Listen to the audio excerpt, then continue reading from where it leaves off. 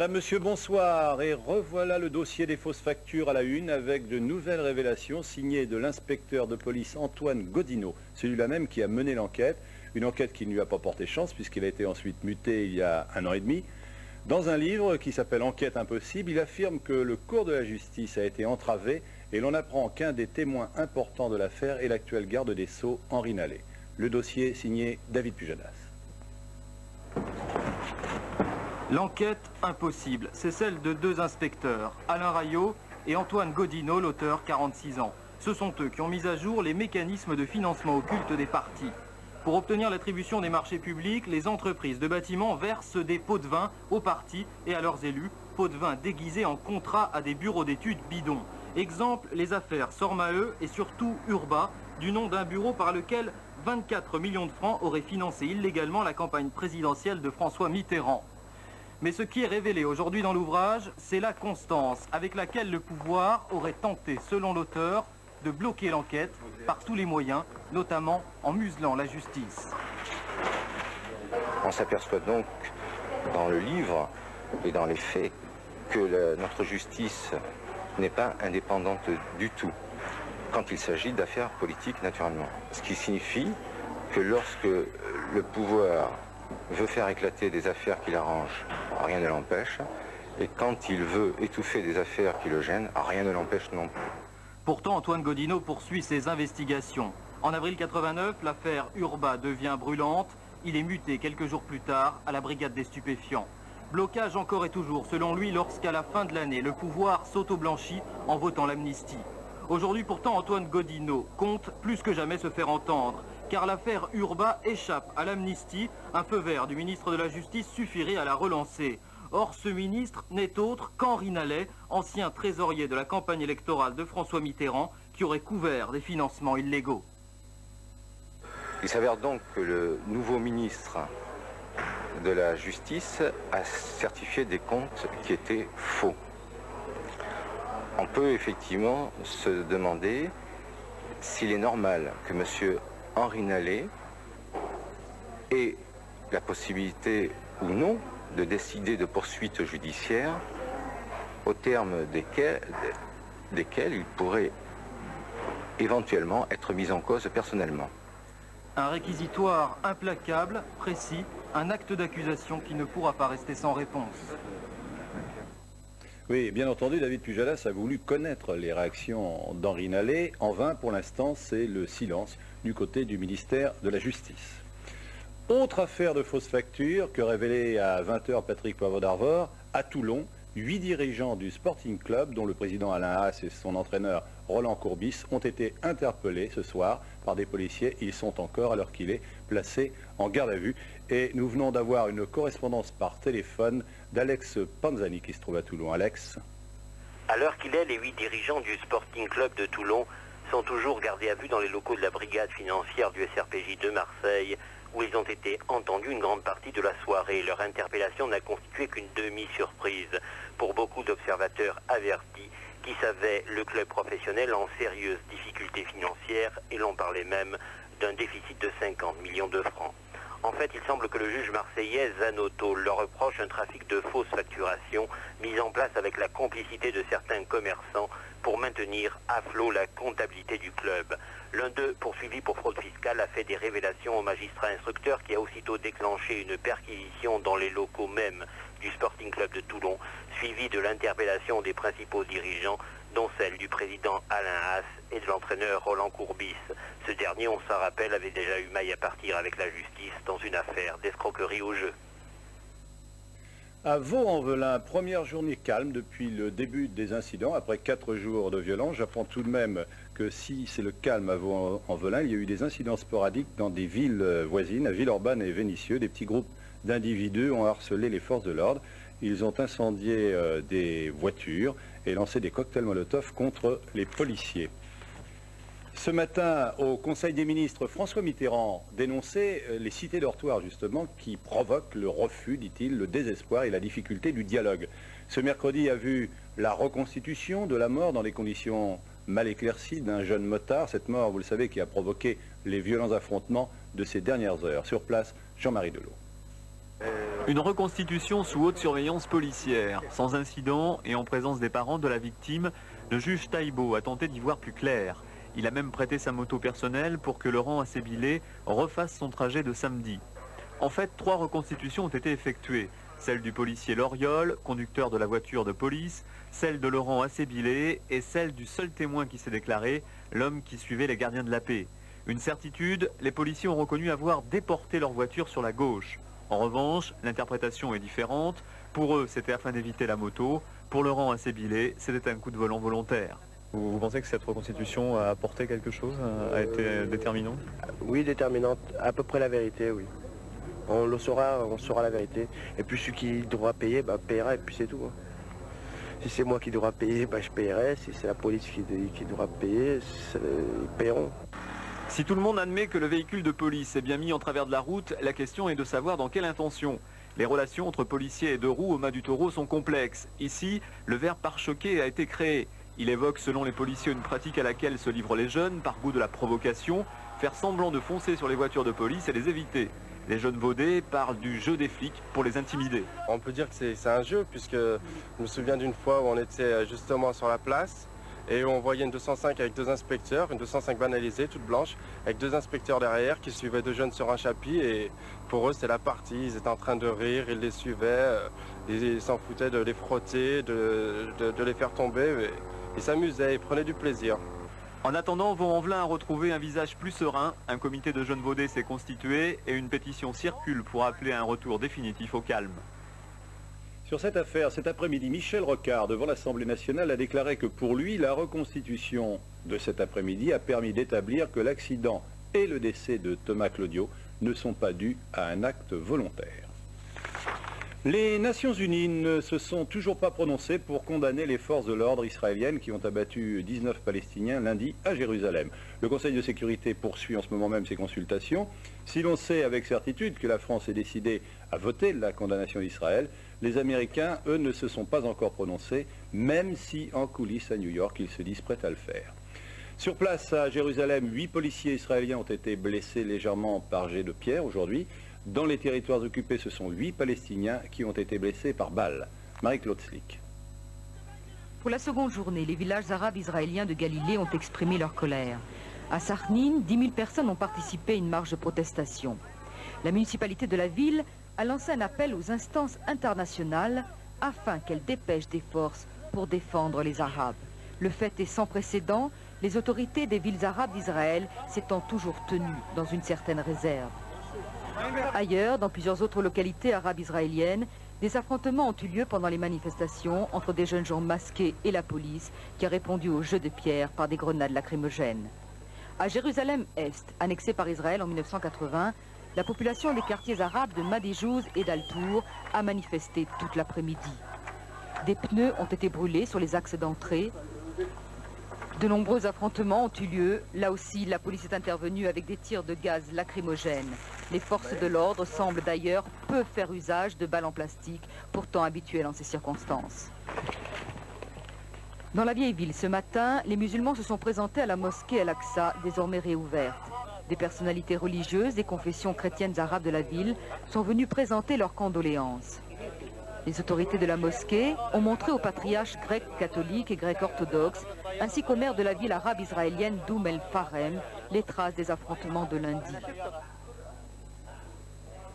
Parmi les fidèles présents, cette femme qui a perdu son fils lors de la fusillade sur l'esplanade. Je vous jure, nous allons les tuer, nous allons les étrangler, qu'ils jettent leurs armes, ils ne sont pas plus forts que nous. Le malaise est profond à Jérusalem. Le drame a radicalisé la population palestinienne. Du côté israélien, beaucoup s'interrogent, choqués par le drame, et comptent sur le travail de la commission d'enquête pour faire toute la lumière. Le Premier ministre, Yitzhak Shamir, a désigné aujourd'hui une commission indépendante de la police. Elle sera dirigée par le général de réserve Tzvi Zamir. Il devra rendre ses conclusions le plus rapidement possible. À Tunis cet après-midi, Yasser Arafat a estimé qu'il fallait lier la crise du Golfe à la question palestinienne. Pour le chef de l'OLP, le monde est en train de le comprendre et de citer notamment François Mitterrand et George Bush. 2 ministres français vont se rendre ce week-end dans le Golfe. Jean-Pierre Chevènement, il ira en Arabie Saoudite afin de suivre la fin de mise en place de l'opération Daguet. Quant à Roland Dumas, eh bien, il se rendra à Oman, au Qatar et à Bahreïn, les pays que François Mitterrand n'a pas visités lors de son dernier voyage. Sachez enfin qu'un Boeing des Iraqi Airways devrait être évacué cette nuit même, 400 occidentaux, mais parmi eux, pas de Français. La politique française avec la victoire du Fabusien Jean Auroux, élu président du groupe socialiste à l'Assemblée nationale, avec le soutien indirect des amis de Jean-Pierre Chevènement. Il s'agit autant d'un revers pour le jospiniste Henri Emmanuelli que pour le Premier ministre qui l'avait soutenu publiquement. Ruth Elkrief. Tous le donnent perdant et pourtant il a le sourire. Le pas décidé, Jean Auroux, entouré du gros des troupes fabusiennes, fait une entrée remarquée. À peine débarqué d'un avion qui le ramène de New York, Pierre Mauroy a sa tête des mauvais jours. Avec Lionel Jospin et Michel Rocard, il soutient le favori, Henri Emmanuelli, mais il sent que la bataille sera rude. C'est vrai qu'un troisième homme joue les troubles fêtes, un proche de Jean-Pierre Chevènement qui a annoncé qu'il se maintiendrait jusqu'à la fin. Et après 3 heures de vote et 3 tours de scrutin, c'est la surprise. Avec 4 voix d'avance, Jean Auroux est élu. Une victoire qu'il doit aux amis du ministre de la Défense. Mais pour l'heure, on prononce les phrases rituelles. Je vous ai dit que j'étais désormais le président du groupe tout entier et non pas d'un courant, d'une sensibilité. Écoutez, quand on gagne, on est content. Et quand on perd, on est déçu. Mais quand on fait de la politique, si on ne sait pas perdre, il vaut mieux faire autre chose, quoi. Pourquoi Jean-Pierre Chevènement a-t-il joué les gêneurs? Peu soutenu par Michel Rocard sur la crise du Golfe, il n'a pas apprécié en plus d'être traité en menu fretin à la direction du PS. Le choix résulte sans doute des diverses déclarations du Premier ministre qui nous a fait comprendre que l'alliance était exclusivement entre Michel Rocard et Lionel Jospin. Ce qui a sans doute, je le suppose, déçu quelques membres de Socialisme République. L'épisode d'aujourd'hui n'est pas seulement un rebondissement de plus dans la guerre interne du Parti socialiste. En filigrane, c'est une étape importante dans les relations complexes entre François Mitterrand et Michel Rocard. Il y a 7 mois, après le congrès de Rennes, Laurent Fabius était sorti affaibli. Aujourd'hui, il a pris sa revanche, et sa revanche, dit-on, ne déplaît pas à François Mitterrand. En face, ce n'est pas Lionel Jospin qui apparaît battu, mais bien Michel Rocard, le Premier ministre, qui s'est engagé clairement aux côtés d'Henri Emmanuelli. Il s'est engagé, il a parié et il a perdu. Alors cet après-midi, dans les couloirs de l'Assemblée, de nombreux députés observaient que non seulement le Premier ministre n'avait pas de majorité à l'Assemblée nationale, mais aujourd'hui, il a perdu la majorité au sein de son propre groupe parlementaire. Ce matin, à l'aéroport de Toulouse-Blagnac, quelques centaines d'agriculteurs ont manifesté au moment où l'avion de François Mitterrand allait atterrir. Le président de la République venait inaugurer la nouvelle usine Clément Ader de l'aérospatiale. Les forces de l'ordre sont intervenues pour empêcher les agriculteurs de pénétrer sur la piste. Un manifestant a d'ailleurs eu la main arrachée par l'explosion d'une grenade lacrymogène lors des affrontements assez violents, comme vous pouvez le voir. Le chef de l'État, lors de cette inauguration, a rendu hommage à l'Europe de la volonté, symbolisée pour lui par les efforts d'aérospatiale en faveur du consortium européen Airbus. Carole Venat. Les violentes manifestations paysannes n'auront pas pour autant retardé l'arrivée de François Mitterrand sur le lieu de la cérémonie. Le chef de l'État aura donc inauguré sans encombre la plus grande usine aéronautique d'Europe construite par l'aérospatiale à Toulouse-Coulommiers. 500 mètres de long, 46 de haut, ce méga-centre dédié au père de l'aviation, Clément Ader, est comparé à une cathédrale industrielle. C'est ici que seront assemblés les futurs Airbus long courrier A330 et A340. Devant plusieurs milliers de salariés du groupe et d'invités, François Mitterrand a rendu hommage à l'aéronautique européenne. Ensemble, en Europe, plaçons plus haut encore nos ambitions pour demain, afin d'acquérir le premier rang des technologies mondiales. Puis le chef de l'État a dressé un bilan des succès de l'entreprise nationale qui a su promouvoir aussi bien les Airbus que les avions de transport régionaux ATR. L'usine Clément Ader permettra à Airbus d'atteindre en 1995 une production, tout modèle confondu, de 21 appareils par mois, soit les 2/3 de ce qu'accomplit actuellement le géant américain Boeing. À Nord-sur-Erdre, près de Nantes, une trentaine d'agriculteurs occupent cette nuit même une agence du Crédit Agricole. Ils réclament des prêts à taux nuls pour des éleveurs touchés par la sécheresse et la chute des cours de la viande. La grève des dockers a paralysé aujourd'hui tous les ports français. Seul le trafic passager a été maintenu. Ce mouvement organisé par la CGT visait à manifester la solidarité de la profession avec les dockers de Dunkerque qui entament leur 3e semaine de grève. Mort d'un grand syndicaliste, Eugène Descamps, à l'âge de 68 ans, il fut secrétaire général de la CFTC avant qu'elle devienne la CFDT et avant également de laisser sa place à Edmond Maire, c'était en 1971. L'emploi, avec la dernière enquête de l'INSEE, malgré le ralentissement de l'activité, eh bien, les entreprises ont continué à augmenter les effectifs. Mais en raison du nouveau choc pétrolier, cette amélioration ne devrait pas continuer et l'on va reparler de la priorité à l'emploi sur les salaires, Emmanuel. Oui, signe du retournement de tendance. Au printemps, on parlait des salaires. Avant l'hiver, on reparlera de priorité à l'emploi. Les enquêtes de l'INSEE montrent que le ralentissement de croissance aura en fait commencé en 89, bien avant le nouveau choc pétrolier. Mais en économie, il faut piloter avec des compteurs en retard. Alors que l'activité faiblissait, les entreprises ont continué à miser sur l'expansion en embauchant et en augmentant les salaires. Résultat, et c'est là le problème, sans s'en rendre compte, on a inversé dans le mauvais sens le doseur essentiel du moteur économique, le fameux partage de la richesse, de la valeur ajoutée entre les entreprises et les salariés, en redonnant la priorité à la part des salariés aux dépens de la part des entreprises qui commandent la capacité de compétition. C'est là qu'il faut renverser la vapeur, car sur des marchés en crise, il y a automatiquement une guerre des prix. Et si vous avez des coûts salariaux trop élevés, vous perdez des débouchés, de l'argent et vos emplois. Au contraire, si vous parvenez, par un effort sur les salaires et sur la productivité, à redonner la priorité à la part des entreprises au taux de marge, vous pouvez à la fois défendre vos marchés en serrant les prix, investir pour vous moderniser et vous sauver les emplois. Donc priorité à l'emploi, mais une condition tout de même pour la réussir, il faut mettre les salariés dans le coup pour qu'ils n'aient pas l'impression qu'on profite de la crise pour les sous-payer. Et là, en matière de participation, nous avons encore de gros efforts à faire. Merci Emmanuel. Quelques télégrammes du monde. Au Rwanda, selon certaines informations, plus de 1000 civils auraient été massacrés par l'armée lundi dernier. Le président rwandais Habyarimana a démenti la nouvelle ce soir. En Inde, une soixantaine de personnes ont péri dans l'incendie d'un train, un incendie criminel provoqué par un mouvement de gauche qui s'est défini comme défenseur des castes les plus défavorisées en Inde. Enfin, en Allemagne, arrestation de 8 espions soupçonnés d'avoir appartenu à la Stasi. D'autres nouvelles en bref et en images avec Muriel Borde. Le PCI n'est plus. Depuis près de 70 ans, on l'appelait le Parti communiste italien. Hier, il a laissé la place au Parti démocratique de la gauche. Une décision suscitée par les événements de l'Europe de l'Est et le désistement de 400 000 adhérents au parti en moins d'un an. On saura peut-être enfin ce qui s'est passé après l'enlèvement d'Aldo Moro en mars 1978. Des photocopies de manuscrits de l'ancien président de la démocratie chrétienne ont été découvertes dans un ancien local des Brigades Rouges. Ces documents révèlent les conditions des 55 jours de détention d'Aldo Moro par le groupe terroriste. Mission accomplie pour Discovery. La navette américaine a effectué le lancement de la sonde européenne Ulysse en vue d'une étude du Soleil. Un voyage de 4 jours dans l'espace qui s'est achevé hier sur la base aérienne Edwards en Californie.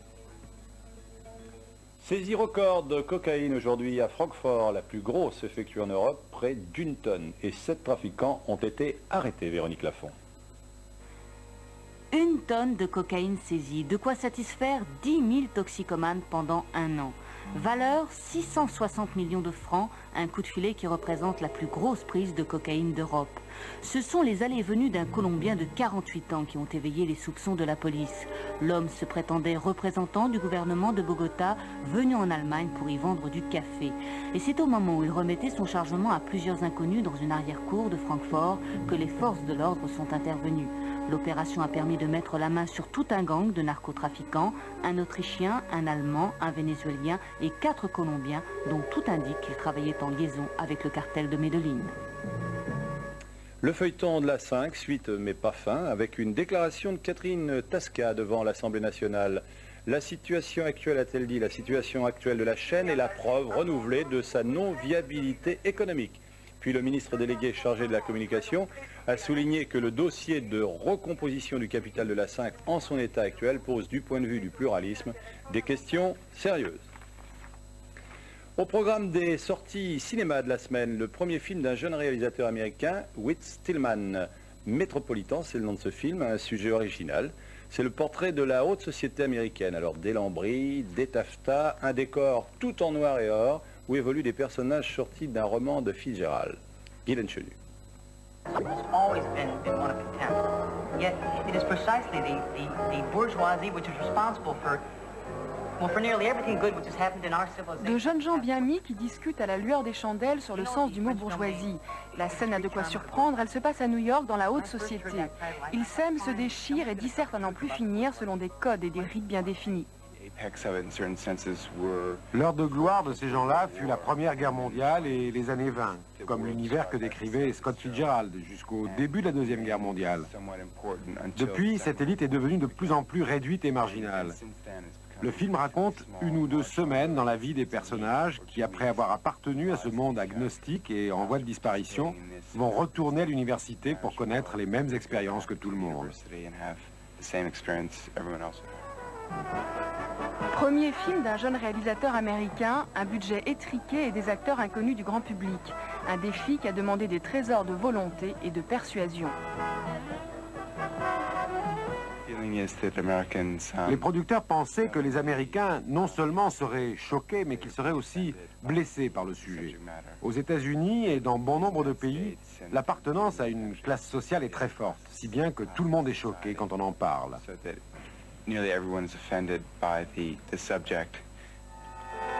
Un sujet et un regard original sur des marginaux situés tout en haut de l'échelle sociale. Un monde en voie de disparition, analysé avec beaucoup d'humour par un cinéaste ethnologue. Il me reste à vous donner les résultats du loto. Il vous fallait cocher le 1, le 6, le 21, le 23, le 32, le 37, avec comme numéro complémentaire le 45.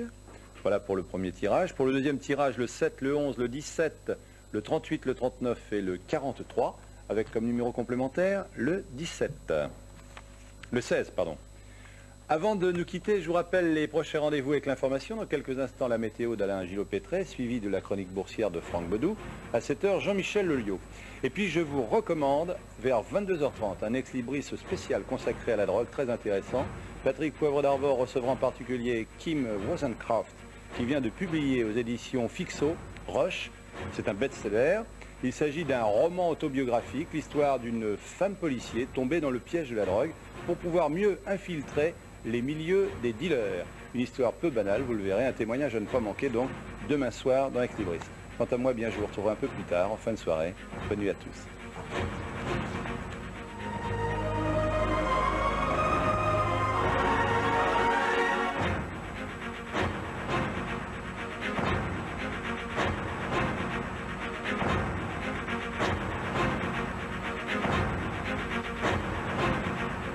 Les infos par téléphone au 36 6 5 4 3 2 1.